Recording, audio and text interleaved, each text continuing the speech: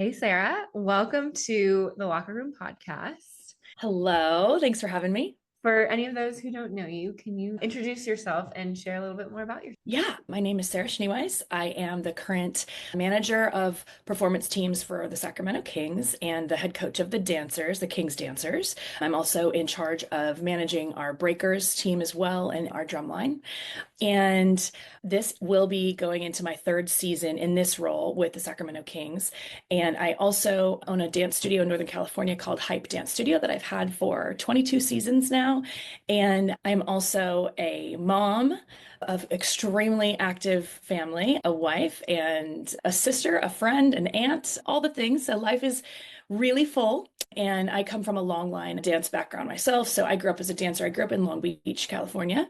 And I started dancing at age of 3 and never stopped really. That led me to choreographing when I was in high school, really starting to get familiar with the dance team side of things because I was a convention kid when I was young and would travel all over and did the studio life. And then once I got into high school, I was on dance team and then I got recruited by varsity. So I ended up working for UDA, Universal Dance Association, for years and years, who I still work for and love, and traveled and taught dance to college camps, did the whole circuit for years, was one of their trainers as well. I actually danced in the NBA for a hot minute, and that was really exciting and fun as well when I was 19. And then I ended up moving to LA, danced professionally for a while, and then decided I wanted to open my studio. So then I moved up to Northern California at 26. I opened my studio. So crazy. And then I just was doing choreography and all the things for all the years. So I've worked with dance teams and studios, meshing both sides of those two worlds a lot is my thing. We can get into all that, but I'm a studio girl, but I'm also a dance team girl. Along those lines, I was a studio girl and I had to become a dance team girl. What do you think the biggest transition is for those like competition studio dancers to going to like the pro NBA or even NFL side of like dance team? I think that if you are studio trained, you really have a leg up on everybody. I think that obviously training is huge. And there's a lot of dancers. There are a lot of talented dancers in the world. There are so many incredible people out there, right? And I think sometimes kids growing up in a studio world don't always know of the all the professional opportunities that might exist. And NFL, NBA being some of those, it's like we're literally like in the NBA and in NFL, if you count how many people are getting jobs, like dancers are getting professional gigs with a year-long contract, it's a big deal. And I think going from studio to dance team in that realm requires a lot of understanding of getting out of the individual side of dance and really understanding how to form into a team. And I think that comes with maturity, it comes with age. But then again, I've got a dancer right now that literally just got out of high school and is as mature and capable as some of our 20 somethings. So it depends who you are. But I think that sometimes studio kids really get in this whole like their training and all the great things about it, but oh, like they're focusing on the individual and the growth there. But if you make a pro team, you literally have to be the biggest team member. You have to be an advocate for team at all times. And of course, we're always like trying to grow ourselves individually. Of course, that's what dance is. But at the same time, like I think that's a big transition. You need to know how to gel physically and mentally and emotionally, like next to these people that you spend an entire year with and you like so much time with. Yeah, I think it's so crazy because coming from a studio background and competition, we literally did the same routine year round. And like the principles that we use in the NBA, at least for like from cleaning, like I just wish we knew some of those pieces going into having that in our competition days. And like we would only need one practice a month if we did that. Like, we're cleaning 41 home game routines in the NBA. It's like Yes. so different. And it could be something so valuable for studio competition dancers to be able to have that like cleaning perspective when Yes. you're on a team, like when you're in competition, like studio, high school, all that stuff. That I think about that all the time because I'm like, Yeah. oh, I wish I knew about this when I was a kid. Yeah, I wish somebody would have told me this part. Yeah. Oh, it's true because and at Kings, my dancers are doing on average 2 routines per game. That's not counting intros. That's not counting fourth quarter like hot timeouts. That's not counting any kind of halftime or an artist coming through. That is literally just their stuff. It's a lot of material. It's a Yeah. ton. Yes. We used to have two routines. One was jazz, one was hip hop every single game when I started. And then we had 5 teams at one point. And so Oh dance yeah. team got a break Yeah. in that you only had to dance once in that. And then the additional teams were that kind of like filler. A lot. When you are judging auditions, let's start from like the audition process so dancers can learn more about you and like what you think about as a judge. What makes a dancer stand out to you immediately? Immediately, the way that they walk in the room and the way what's like the confidence that they're showing. And I'm not talking about, oh, get out of my way. I'm like Mm-hmm. overly confident or cocky in that way. There's like just an inner confidence that I think that exists with dancers who really have it, who have Mm-hmm. what it takes. And just taking a minute to like, the dancers that I guess observe and soak in the energy of the room always end up really, I think, are smart dancers. And I like a smart dancer instead of the ones that are like, chatting with everybody and like hugging and fun. And I know everybody's excited, but sometimes that calm energy, I'm like, okay, let's see what this person has because I think that they're taking this in and I'm interested to see what they've got. Of course, there's a lot of other things too. You never want to judge anybody by, of course, what they're wearing, but we're in the dance industry and this is a thing. And if you're not dressed for the part, I don't know what you're doing. Research it. Why wouldn't you come dressed as though you see the King's Dancers, for example, on the court? We're all over social media, how we look, what we're wearing. That's an important thing too. If you're Yeah. just I've been at auditions before, even outside of King's, where I'm just like, oh, I think we really missed the memo. And it's no, it's an immediate no. Yeah. And it's funny because neither of those pieces that you just said were about your dance skills. Exactly. Because that is so true. There is going to be time. And I know that every team does their audition process differently. For me, I like it to be in 3 days. I'm not going to lie, I could almost not even use full 3 days. It's really helpful and it does take a lot of deliberation. But I just mean when it comes to the dancing, we're going to have time to see you. And I do also too, like everybody needs to just remember that first impression can be really big. And like your headshot, like also because we're staring at that headshot all weekend or however long this is. And if that's not professionally done, I think if it's a selfie, and I have gotten selfies before, right? It's like on a flimsy just piece of printer paper. And I'm just like, okay, you're gorgeous, wonderful, all the things, but like we're not taking this seriously. So yeah, to your point, there's a lot of things outside of dancing that are going to really help you stand out, or that could be like an immediate, ah, Yeah. I know I have gotten emails before when I was an assistant coach, and it was like, can you send me this? I need it right now. Like into the general audition question situation, or like just demanding things. You sure know that I wrote down this person's name, because if yes, that is how you are interacting with someone who is on the other side of an audition email, that yes, you are wanting to be on this team, then that just shows me how you are going to show up every single time and how you communicate. And we are entertainers, we're also brand ambassadors.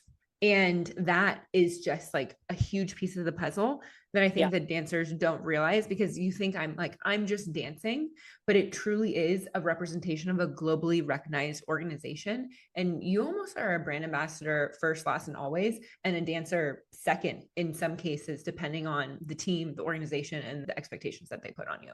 Yeah, it's so true. It really is important. And you think about all the different types of jobs in the world. And I think that we're so blessed because as dancers, we love what we do, right? And then we carry on and we're young and we're thriving and we love it. We love it. And so it doesn't feel like a job prior to getting a dance job. You're just living your best life and you're dancing and you love the music and the audience. And like you said, we're entertainers. You're around surrounded by friends most of the time. And then when it comes time to be that professional, and transition into being, if you want to be a professional dancer, that's where the switch has to happen in your brain that, like you're saying, it becomes a job. And now it's still a great job. Don't get me wrong. It's clearly a great job. It's one of the most coveted jobs we could get as entertainers because you have this incredible contract and an audience. But yeah, to show up, you would never email somebody those questions on any other job. But so I think dancers sometimes have to like really stop. Young dancers need to go, okay, when I'm ready to transition into the professional dance world, those kinds of things need to be on. I cannot just act like this is a good time because it is a good time, but you cannot do that. And I tell my dancers that too. Yes, we are here for a good time. I start and finish almost every single practice with I love dance. Like I just do. I just love dance. And I know that all of them, they all love dance. And that's why we are gelling so great together. And we're doing such a good job. And that's what we're doing here. But like, also, we have a job to do. So we can love it as much as we want. But we're lucky then. We love what we do. A lot of people in the world can't say that. But there's a discipline there. There's a mental switch you got to flip right there. Yes, definitely. Along similar lines, what common mistakes do you think dancers make that hurt their chances? Not absolutely slaying the choreography if you had an overnight to practice it. And I am as a dancer myself, I fully get it. Like we make mistakes, but when you're in an audition, I do not, it's your job to make sure that those mistakes are not seen. Like you have to cover it up. I don't want to see your mistake. That's your job. That's what we're hiring for here. So yes, we're human. Yes, it's possible. Yes, we'll have a little flub up, but actually going from one night, one day to the next day, whether that's day one to day two or day two to three, or it's like in some teams' cases, a training camp, right? That's like a long period of time.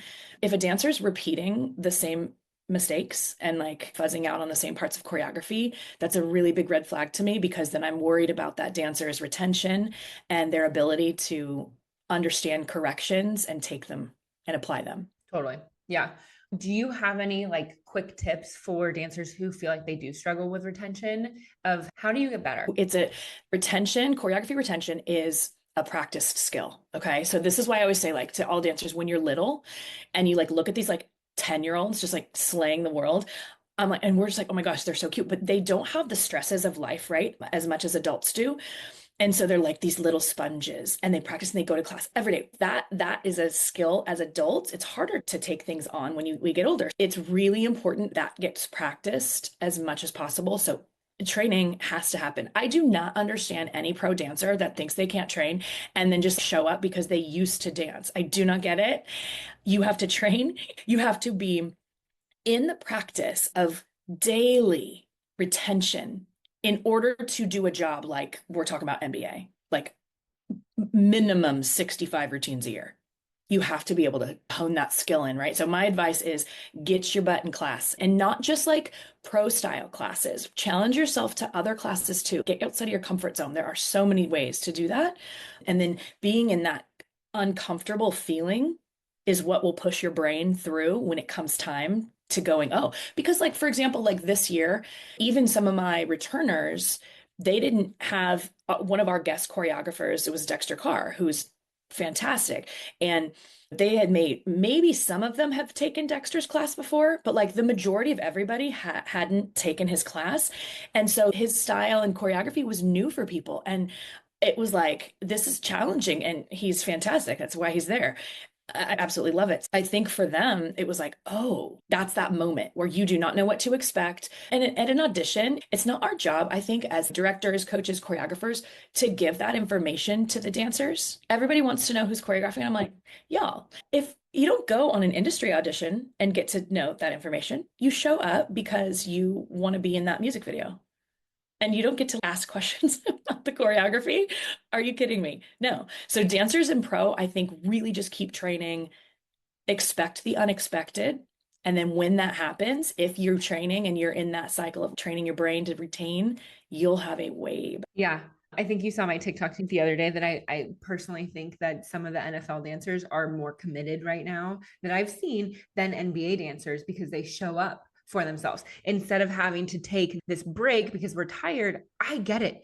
I did 8 seasons and 5 of which were championship seasons that we went to, or like we went to the finals. The long season. It is so long. And you know what I did? I took a week off and I had to prep for auditions because we ended in June and auditions were in July or August. There was no break and I still had to fight for my spot every single time. I think that like the practice and showing up every single day for your craft that you want is like one of the most important pieces.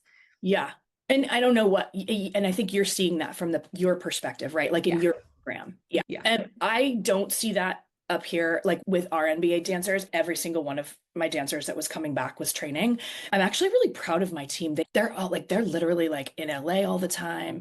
They're in the Bay all the time, like when they're not dancing in Sacramento. And I see the things that they post and I think it's so awesome. And it's what I preach up here in Sacramento. I'm like, y'all need like industry training because the look and feel that I like, that I'm branding for the Sacramento Kings Dancers, is more commercial industry.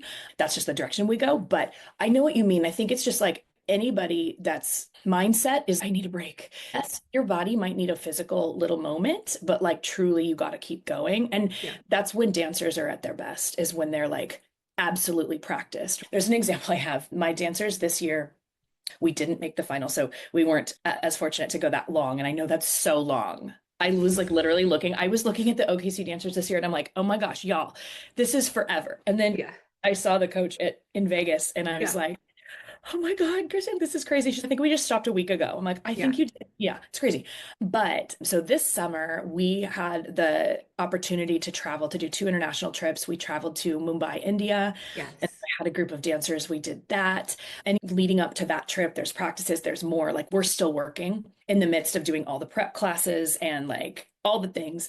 And then right before we were leaving for India, we got the news of another international trip that we'd be going to Brazil literally 36 hours later. And then we did that. We had 2 different groups of dancers obviously go. But while I was in India with this group, the other group was home practicing. And then I came home, tried to even sleep, got everybody on a plane, then we all went to Brazil. And then we get home and we literally go like straight into pro action. And then those dancers that went to pro action also come home, and 3 days later it was time for a 4-day audition process. So it's like physically and mentally you're spent, but at the same time I was like, take your days to recover, get in a cold plunge, do what you got to do.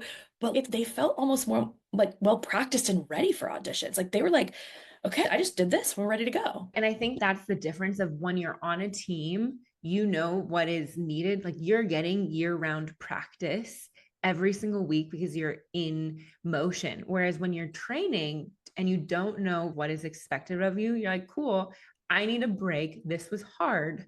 You don't know what hard is until you're on that team and you're going and going and going and going and seeing all you have games, especially in NBA. If you need a break from just training for auditions and going through auditions, NBA might not be the right fit for you because it is so rigorous. Yes, it is rigorous. In NFL, you're looking at anywhere from, correct me if I'm wrong, what, like 8 to 10 home games, right? Yeah. And NBA, it's 41 home games is like the minimum. That's not counting preseason or anything after. And again, yeah, we're dancing a lot. And it's exciting. I feel really proud of NBA dancers in that way, because auditioning for and landing a gig like that for a whole year's contract is a huge commitment because of that rigorous schedule. And we're talking like, it could be anywhere from you could have 4 games in 1 week and you still have to have practices in there. And like, it never ends when you're in it. It feels, oh, I just got through that week, but then, whoa, here's next week. And then, and you look at the different months on the calendar and it's like a lot.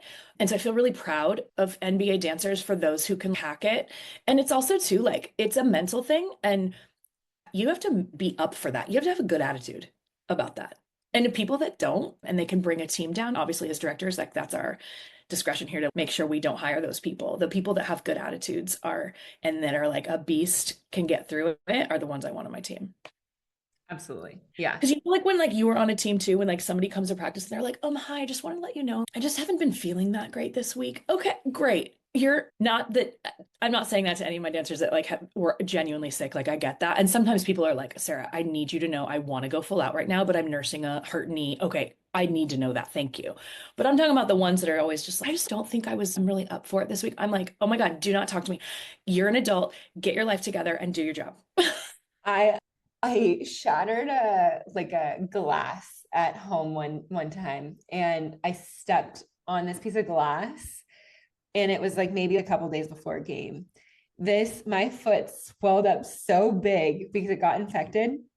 And we're at court rehearsal, we're doing a hip hop routine, and we had these lace up high tops that like went at like mid shin. And so I was like, cool, I literally shoved my foot into this shoe.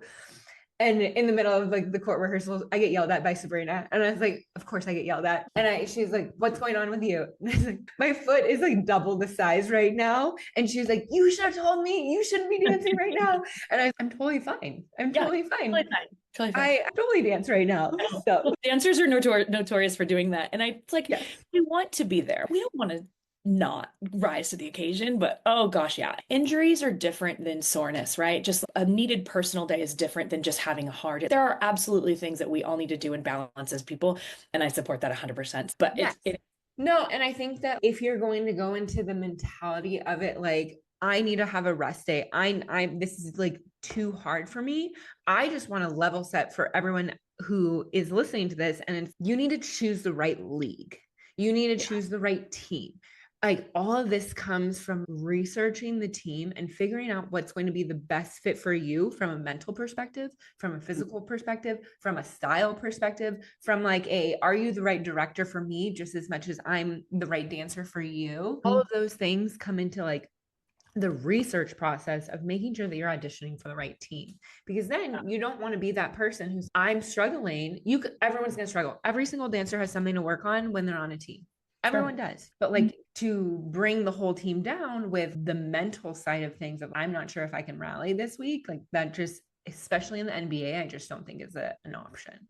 It's just not. You're right about, we're saying this a little while earlier, researching the team and just like knowing the style and knowing the league and then knowing, yeah, the style is so important. And that's why it's so important to go to prep classes too, if you're not sure. And I've had dancers come in from across the country, all the way from the East Coast and down south and all the way up north just to audition. And they also made sure they did their homework before they got there and they were at a prep class also. And it's really helpful for, I think also too, like for the coach, because you want to see, can you blend? Can you mesh? Because not everybody comes from the same dance background. And in Sacramento, we're always like, we do a lot of hip hop, we do a lot of heels, a lot of jazz funk. And again, it's like super commercial industry. And that's, I want and expect trained dancers on my, like, I don't like, if you're not trained, you don't have a shot because you're not going to be able to keep up with the choreography or understand that. And like, I know a lot of like the last 2 seasons, we've been showcasing more heels and that's so fun and I love it.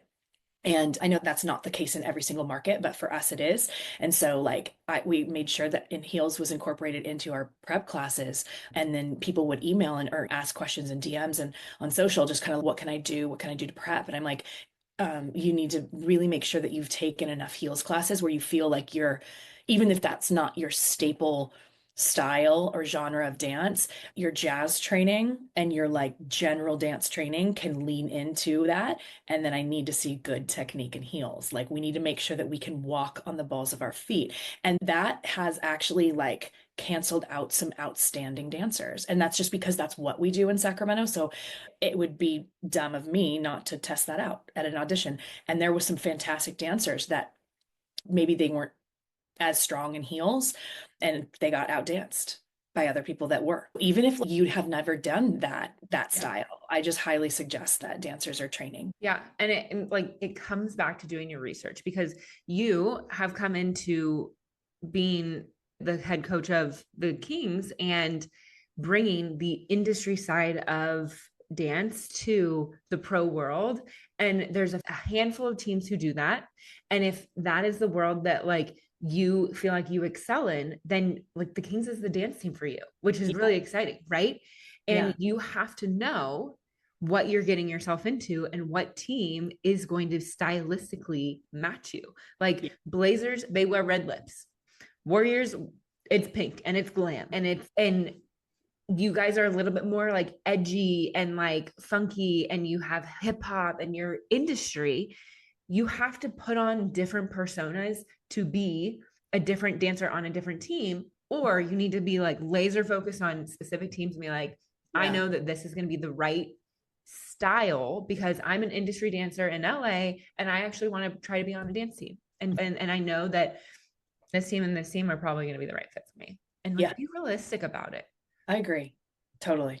And there are some teams, that are more similar, but everybody's different. So you're right. You just really have to look into it. Yeah. And we're co-ed in Sacramento. And I'm like, bring on the boys because we love that dynamic up here. And this is what we do. And I know like at Warriors, there's 2 different teams, but they dance together sometimes too. It's so everybody does that a little bit differently, but our guys and girls are all dancing together at all the games, like they're co-ed all the time.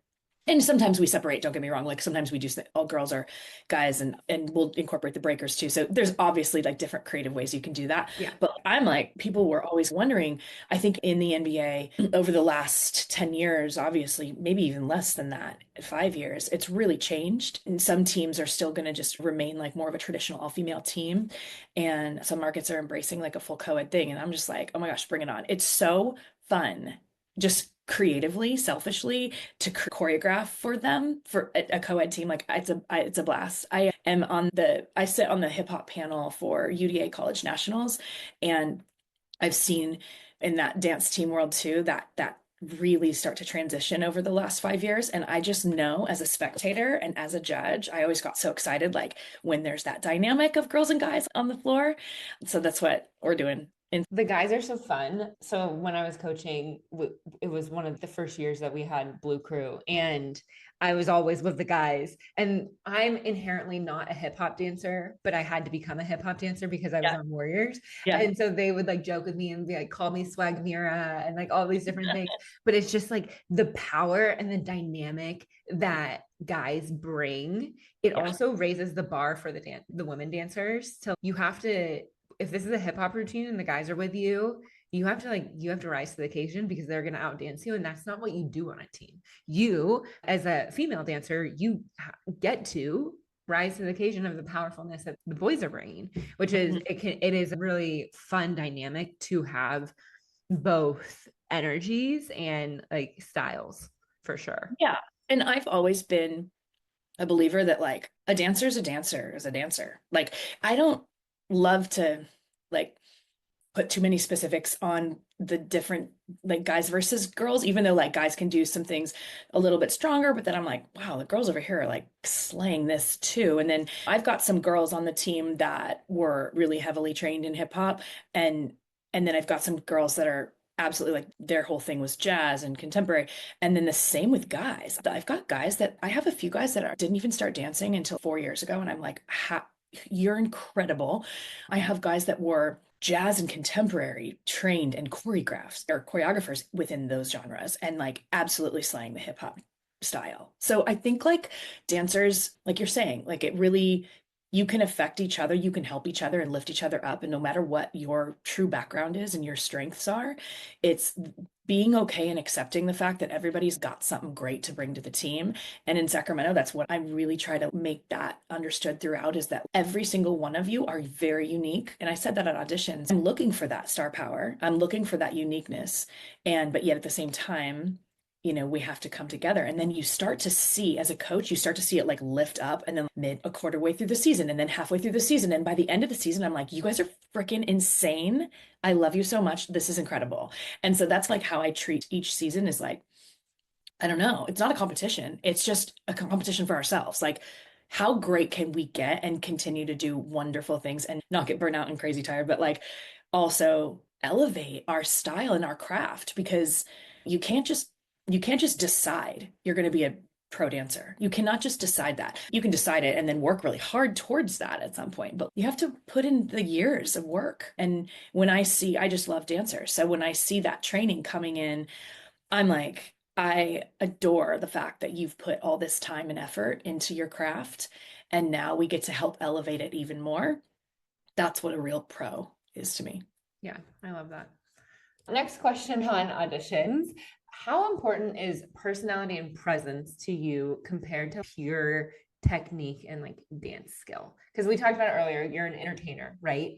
How does that weigh out for you? Personality and presence, it weighs a lot. I think that if you're fantastic at moving your body, but I cannot engage with you as a performer because you're not making eye contact, or maybe your delivery isn't feeling genuine to me as a dancer, it's not going to click. And I think that's like also too, and I'm just speaking for NBA, there are people literally sitting courtside right in front of you and cameras in your face. It's such an intimate performing environment, even though it's an arena full of almost 20,000 people. It truly is, it's very intimate. And so it's really important to me at auditions when I see the dancers being able to connect. And I mean that also too, like in their interviews and like how they walk into the room again and maybe talk with other people and how they carry themselves. That presence gives me an understanding if they're going to have the confidence to engage with that camera, to engage with the people, not just courtside, but in the second through third level. I need to know that they can be that charismatic and that appealing. Because if you're a deer in headlights dancing and you think you're smiling, it's going to be boring. It's just going to be boring. You could be a fantastic dancer. And then it's unfortunately, nobody's going to you're not going to catch people's eye in the right way. You want to catch people's eye, and you need to do that by eye contact. Also, too, like knowing the right vibe and feeling of the music and understanding facials need to come from a natural place and maturity. Like it's unbelievable how many dancers can do that wrong and then or it's totally right. Like you really got to find the right way and it needs to feel a little bit natural and not forced. It's too intimate. It's too intimate. You're too close. Everybody can see you. So if it's just like awkward and it's just not going to work. So I think personality and presence is pretty big for me too. You need to be able to dance. Right. You can be the most amazing technically trained dancer, but if there's nothing going on in your face, like you're not going to make it, unfortunately. No. When dancers mess up, don't show it.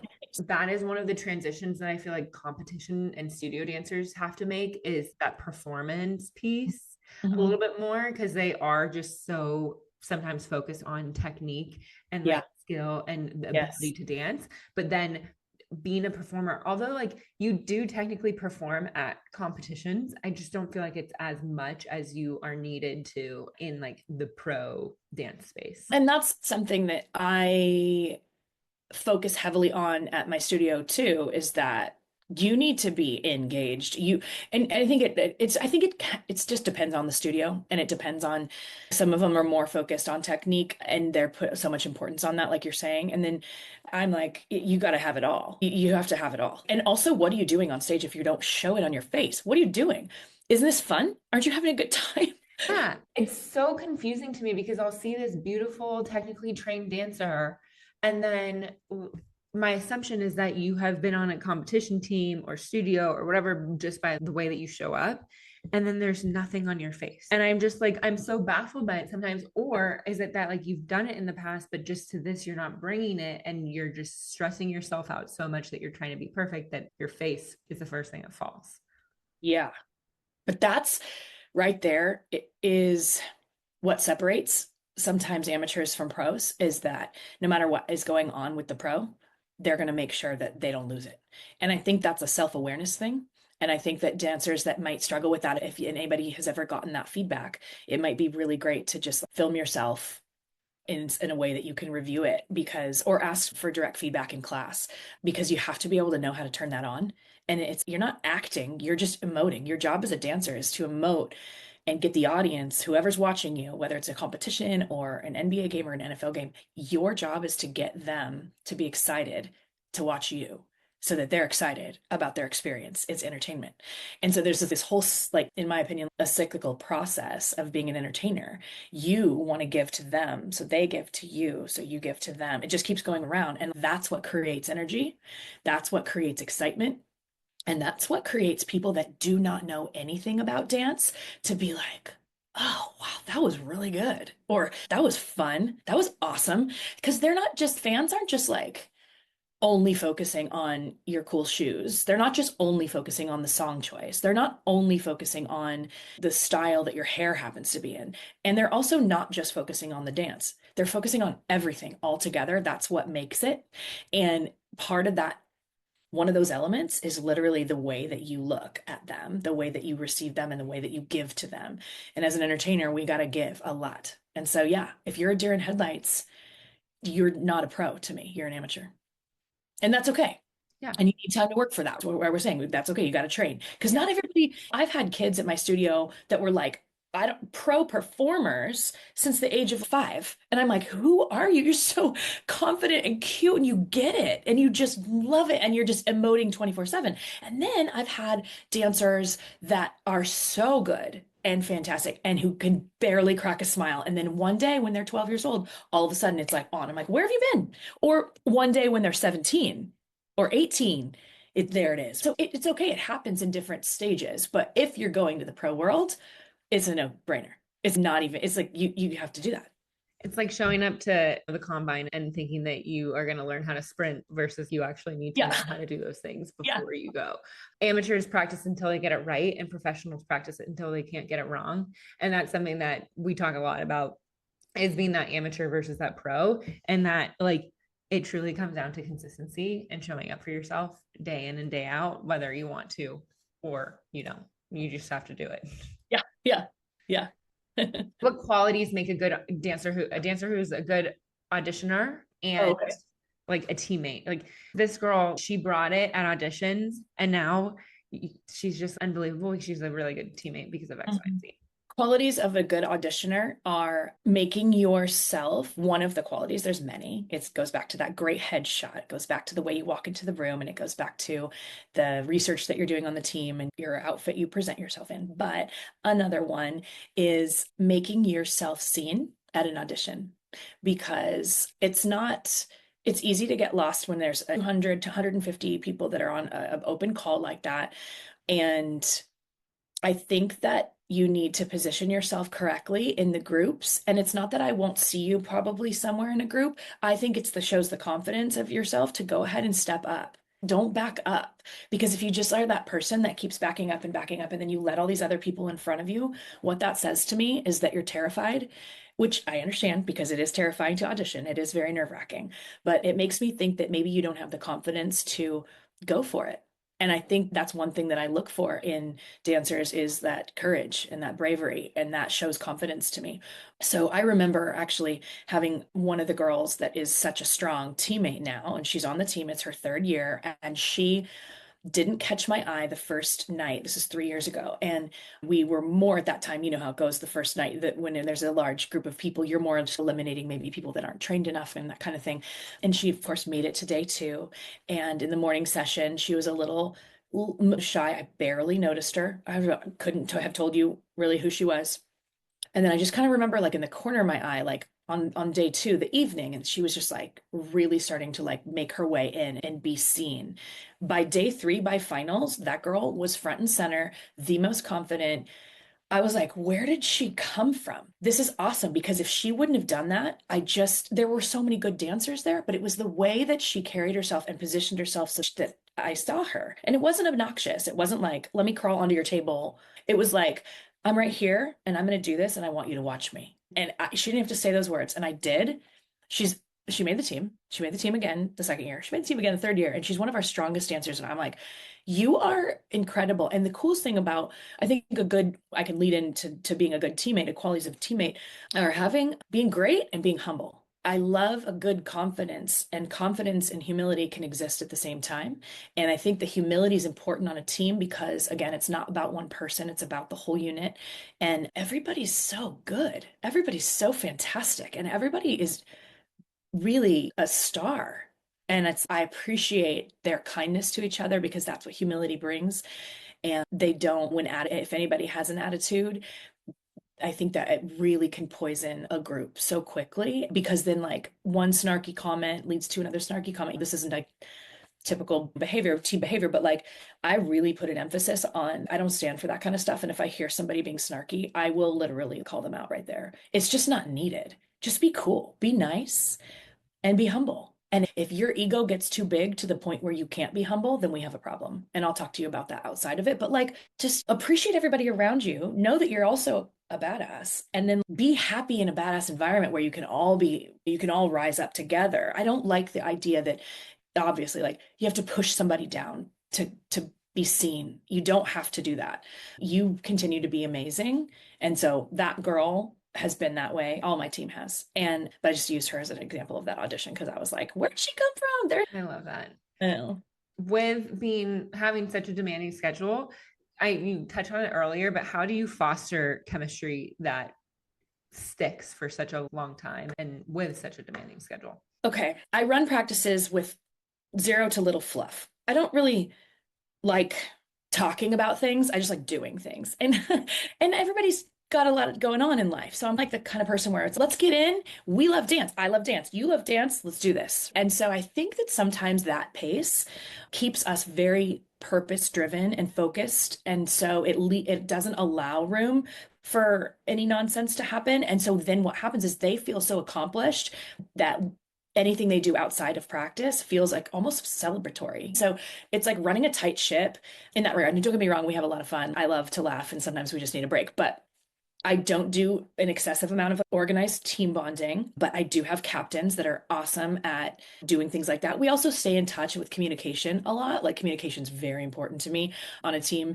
And I try to make sure that everything is clear because being clear is being kind. And if you're not clear, I think that it's leaves room for lots of bad things to brew. And so I guess to answer your question, we just try to appreciate each other, keep the humility there, and then again, use outside time as like celebratory. Like we have a really good time in our locker room. Like our game days are fun and we celebrate. Like we have one of my dancers is the sweetest. She loves to bake. She brings cookies and things for everybody's birthday. She doesn't miss one. There are people that work at like other cookie places or donut shops. I don't even know. And like people just bring each other things all the time. Some days I'm like, it's a Trader Joe's day, guys. Like, and I'll just bring in Trader Joe's snacks. And there's just like little team things that we do. Game days are beyond fun. And I think it's important to laugh. And I think it's important to play good music in the back. I think let's not be too serious. And then when it's time to hit the court, oh, we're serious. I don't know. I keep it fun. I love that. It's good insight into the game day experience because every team is so different. Yeah. Speaking of game days and kind of practices, what is your guys' current schedule like? Like how many days are you practicing? What is the time commitment to be on King's Dance Team? Yeah, so right now, off season, we haven't started. So we are practicing two, sometimes three times a week. Practices are right now Tuesdays and Thursday nights from 5:30 to 8:30. So we're 3 hours each. And then we're starting to get in appearances and all the fan fest build up and all the stuff that's going to happen to leading up to the season. And then, but we're also heavy learning so much material right now. And we have 4 guest choreographers coming next month, if not 5. So on top of the routines that myself and my assistant are choreographing too. It's a lot. It's a lot on the brain right now, but it's good. I love it. And then you guys have practice early. Do you find that 5:30 is too early for dancers?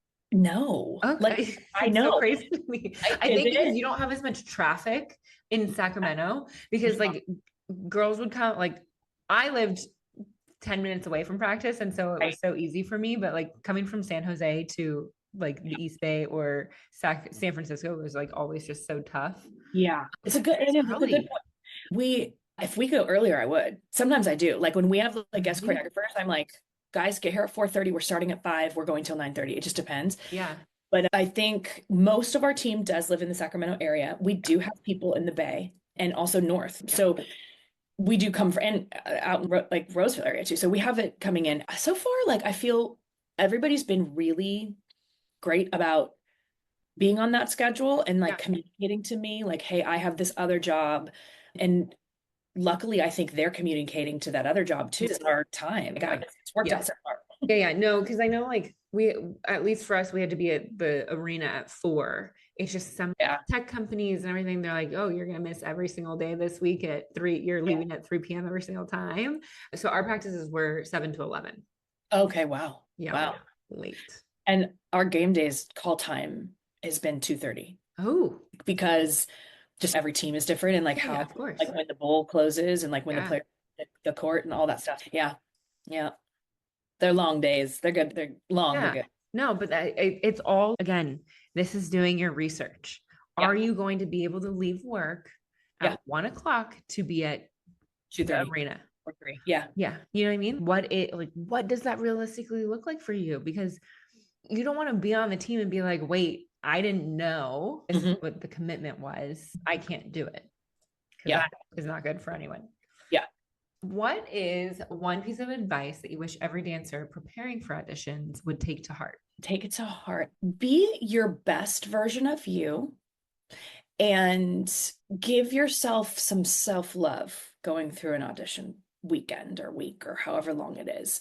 And when I say be your best version of you, I think that includes the need to give yourself a little love because I think you can really stack on the stress and just like the preparation and the levels of perfection that we try to reach as dancers is insane. And I think as a dancer myself, I understand that. And so I know I said, oh, don't show that you messed up. Be good at this. Walk in like this. So you're thinking about all these things. But what I would want dancers to take to heart is just give yourself a little love. And maybe that means like the week prior. Yes, you're still training, and yes, you're preparing, and yes, you're getting your tan on and you're doing your thing. But do things that remind you of you. Be true to yourself. And I think that you want to show up being authentic. So you don't want to be an imposter. You want to be who you are. So take whatever time it is needed to make sure when you look good and feel good and you got a lot of sleep, you're just going to perform at a better level that's more genuinely you. And so I think that's one thing I would want dancers to do because we really are, I say we as a dancer, we are very hard on ourselves. That we are. Okay. Last question. If a Yeah. dancer didn't make it onto a team this year, how can they use that experience of auditioning to come back stronger next year? Okay. First thing would be, I would say, is that remember that it's a job and it's a gig. It's a job with a position. And just because you didn't get it one year truly doesn't mean that it can't happen again. I think leaving feeling like, oh, what did I do to that I messed up so bad and trying to record those things in your head. And I know that everybody wants feedback and they want to know what they can do better. But sometimes you might not have done a lot of things bad. Like you might not have really messed up. You might have really brought that really great audition to the court, but it just you might have gotten outdanced by other people. Maybe there were other people in the room that pulled the attention a little bit more. So I think instead of looking at it like, what did I do wrong? What can I do? What did I do? What do I know I did well? Where do I feel like I actually struggled just a little bit here? Be honest with yourself. And then I would focus on continuing to train in the styles that that team is going to be doing. I would really continue to focus on, like I said, for us, it's like hip hop and heels and jazz funk. Go that commercial route. Take your time that you wouldn't be working as a pro dancer yet and really just continue to do that. Now, you also could look into other markets and other teams too. And like you said, just knowing maybe you are a good fit for this league or this team as well. And you can cross all that. I'm not a person that's ever going to not support a dancer auditioning for another team. I had an incredible dancer who was totally honest with me. She had a great season with us in the NBA. And she was like, it's also been my dream to dance in the NFL one day. And I was like, I thank you so much for being honest. And I support you till the end. She's incredible. She made the Raiderettes and I cheer her on from the sides at all times. So I think that being honest with yourself and again, figuring out like, what do you think that you could really continue to work on and what kind of dancer do you want to be? What team do you want to be with?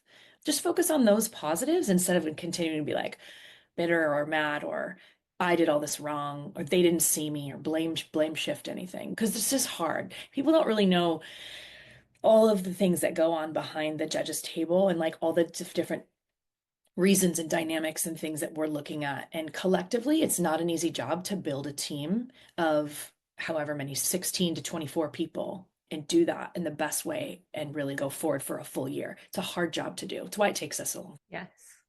This was so fun. I could literally talk about dance all day long. I could do dance. I love dance. Thank you so much for joining me today. Where can everyone find you, follow you, and keep in touch with all things Kings and yourself? Yeah, my Instagram is at Sarah. So is my TikTok. And lately, we were talking about this earlier. I've been trying to just show up a little bit more on social media just to give tips and maybe some insight what it takes like behind the lens of being a coach or a choreographer and a team director. So if you ever want to follow along for that, please do. I'm trying to post a little more and be more consistent about that because I really enjoy it. I love these kind of conversations. I could truly talk about dance forever, like forever. If anybody has any questions and you just want to talk to me, just please reach out because I will. So thank you for having me. It's been really awesome. I love it. Thank you so much for joining me.